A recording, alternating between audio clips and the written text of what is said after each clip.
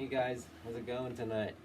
So I got a lesson here for you on improvisation. I want to quickly recap some of the stuff from last week's lesson, but want to take it another step further too and have you guys practicing some new stuff. So basically last week we talked about improvising, making up your guitar solos or licks on the spot, whether it's to play to a backing track for your own personal use, for practicing improvisation for maybe your band or even when you're jamming with your band. So step one was sort of what I called time framing. When you're time framing, you basically want to keep your licks within a specific time or amount of beats.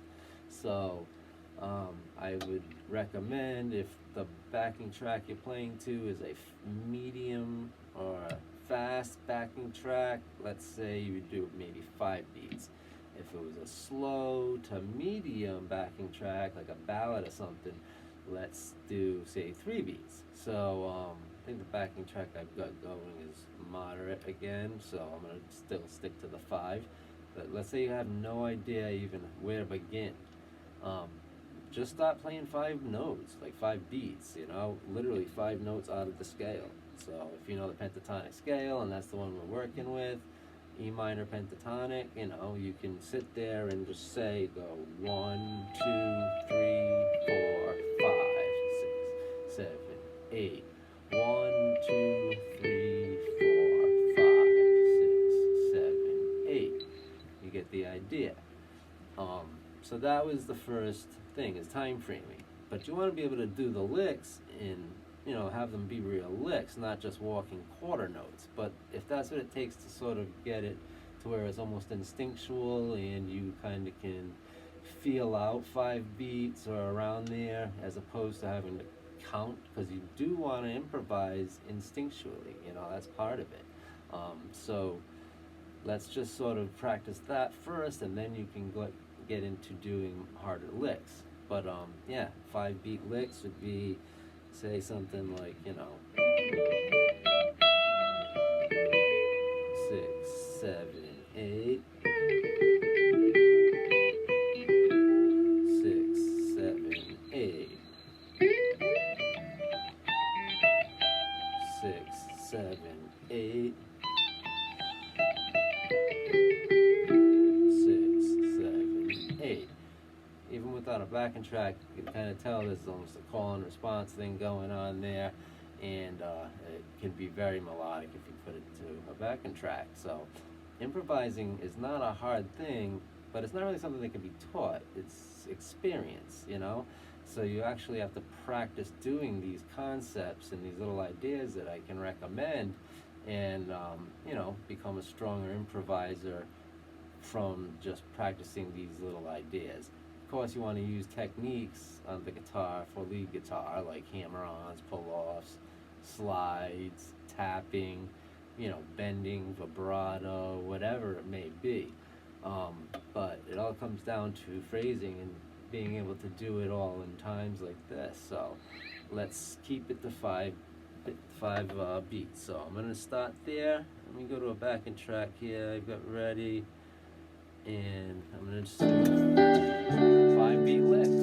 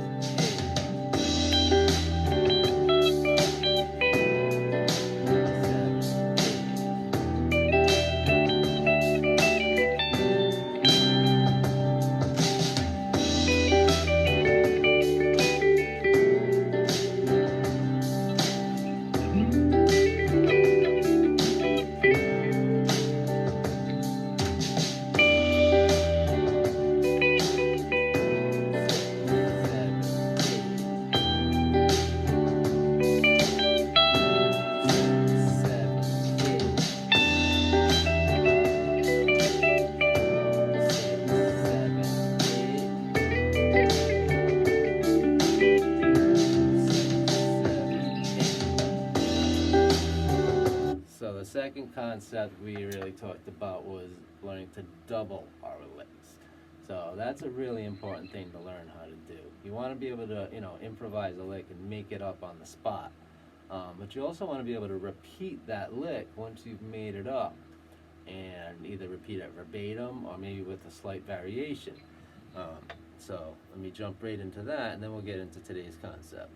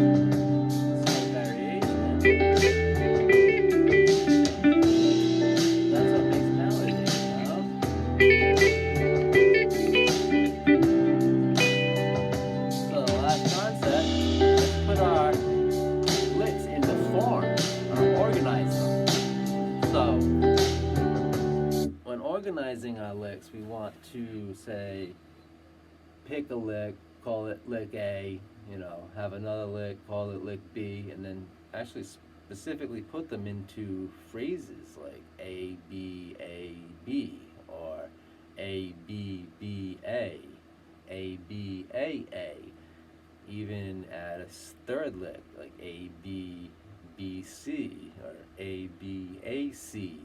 Think you're getting where I'm going. If not, I'll demonstrate now. So I like, we'll start with A, B, A, okay?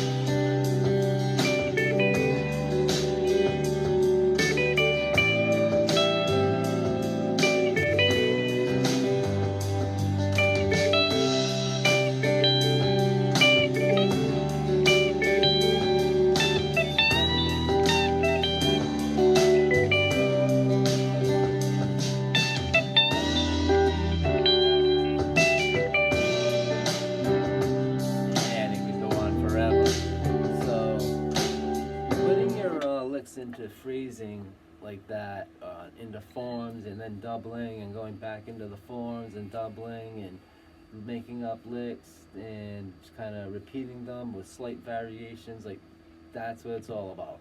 So best way to strengthen all of these um, techniques on improvising is basically to practice them, but you got to start from scratch. Start with basically just doing your 5 beat licks and learn how to play licks over and over in 5 beats per se, instinctually. Then you got to learn how to double your licks. That's a biggie because that sounds so good. When you're repeating a lick, it's very melodic. Then you double them with slight variations, and then start putting them into forms or phrases like A B A B A. I think I hit upon all of them in there pretty much. So, but you could you can hear how doing that makes it really easy to sound like you know what the hell you're doing. So that's really what this all comes down to. So practice hard, guys. This is stuff that, like I said, can't really be taught. You gotta really just work at it and develop it over time.